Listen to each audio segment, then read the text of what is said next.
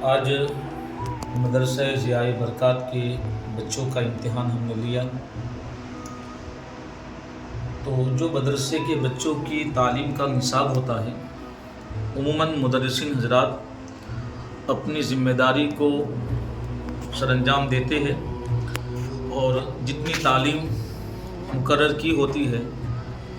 بچے کی صلاحیت کے مطابق، تو اس کو پڑھانے کی مشق کی کوشش کرتے ہیں۔ مگر آج کل عموماً مدرسے کے وقتوں کا بھی اور ساتھ میں ڈسپلن کا بھی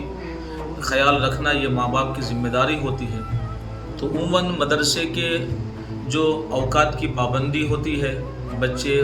مدرسے کے اوقات کی پابندی نہیں کرتے، لباس کا بھی معقول انتظام نہیں رہتا ہے،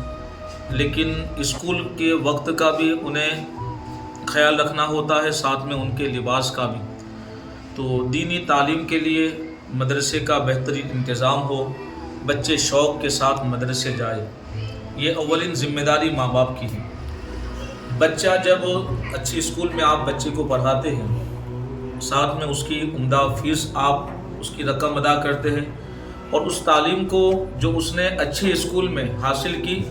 اور اس کے ذہن میں اچھی طرح راسخ ہو جائے، بچے اچھے سے اچھے نمبر سے کامیاب ہو، تو اس کے لیے اچھے ٹیوشن کا انتظام کرتے ہیں، اور وہاں بھی خاطر خواہ رقم کا انہیں انتظام کرنا ہوتا ہے۔ ساتھ میں اگر دور کہیں بھیجنا ہوا تو رکشہ وغیرہ کا انتظام، تو نہ جانے کتنے اخراجات ایک دینی تعلیم کے علاوہ ہم دنیا کی تعلیم پر، اس کے لباس پر، اس کی غذا پہ خرچ کرتے ہیں۔ چونکہ کچھ نہ کچھ خرچ کے لیے بھی بچے اسکول جب جاتے ہیں تو ماں باپ دیتے ہیں، برخلاف ان تمام چیزوں کو مدرسے میں چھوڑ دیا جاتا ہے۔ اول جو مدرسہ ہے وہ ماں ہے، ماں باپ کوشش کرے کہ بچہ مدرسے میں کیا پڑھ کے آیا ہے، اس نے کون سا سبق پڑھا، کتنا پڑھا، بیٹھ کے اسے سمجھائے۔ اگر وہ پڑھے لکھے نہیں ہے تو کوشش کرے کہ مدرسے کے وقت کے علاوہ کچھ ٹیوشن کا انتظام کرے۔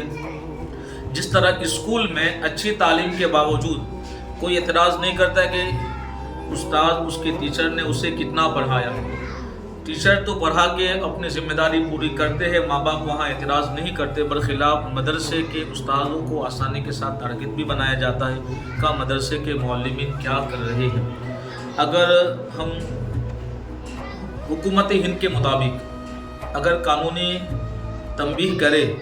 تو برخلاف ماں باپ سخت ناراض ہو جاتے کہ آپ سختی کرتے اس لیے بچے سبق یاد نہیں کرتے،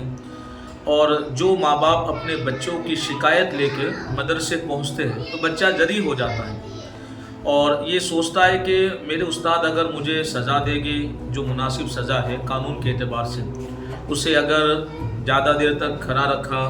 جو سزا دینی چاہیے، تھوڑی بھی تکلیف ہوئی تو بچے کے دل میں استاد کا خوف بھی ختم ہو گیا۔ ماں باپ اسی بچے کے سامنے بلکہ دیگر بچوں کے سامنے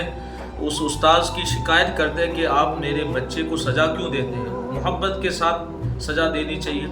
تو محبت ہی ہے کہ بچے کو غلط چیز سے روکنے کے لیے ہزارہ ماں باپ جب بچے بڑے ہو جاتے ان کی باتیں نہیں مانتے تو لوگ یہ شکایت کرتے حضرت دعا کر دے، تعویذ دے دے تاکہ میرا بچہ میری بات مانے۔ یہ تو اس وقت پاسبل تھا کہ جب آپ کا بچہ مدرسے میں تعلیم حاصل کرنے کے لیے جانے لگا تو آپ اس کے دل میں استاد کی محبت، تعلیم کی محبت، قرآن کی محبت اور دین کی محبت داخل کرتے، کیونکہ رسول اللہ صلی اللہ تعالیٰ علیہ وسلم کا فرمان بھی ہے کہ اپنی اولادوں کو آپ قرآن کی محبت، حدیث طیبہ کا مفہوم ہے کہ تم اپنی اولاد کو اپنے نبی کی محبت سکھاؤ، اہل بیت کی محبت سکھاؤ اور قرآن کی محبت سکھاؤ۔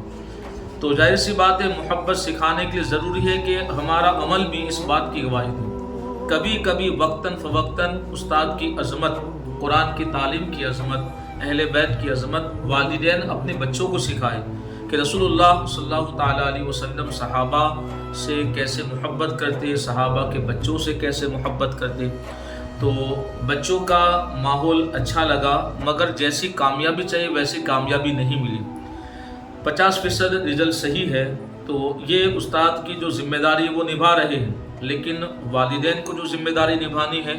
وہ اپنی ذمہ داری میں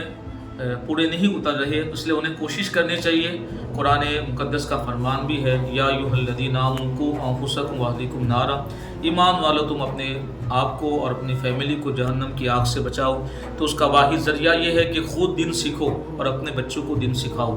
خود تعلیم حاصل کرو اور اپنے بچوں کو تعلیم حاصل کرواؤ، خود نماز پڑھو، اپنے بچوں کو نماز پڑھانے کی تاکید کرو۔ فیملی میں جو خواتین خود نماز پڑھے اپنی بچیوں کو نماز کی تلقین کریں، خود پردے کا اہتمام کریں، اپنی بچیوں سے پردے کا اہتمام کروانے کی تاکید کریں۔ بس اللہ رب العزت کی بارگاہ میں دعا ہے کہ اللہ تبارک و تعالی مسلم معاشرے کے لوگوں کو اپنے بچوں کی دینی اور دنیاوی تعلیم پر توجہ دینے کی توفیق عطا فرمائے۔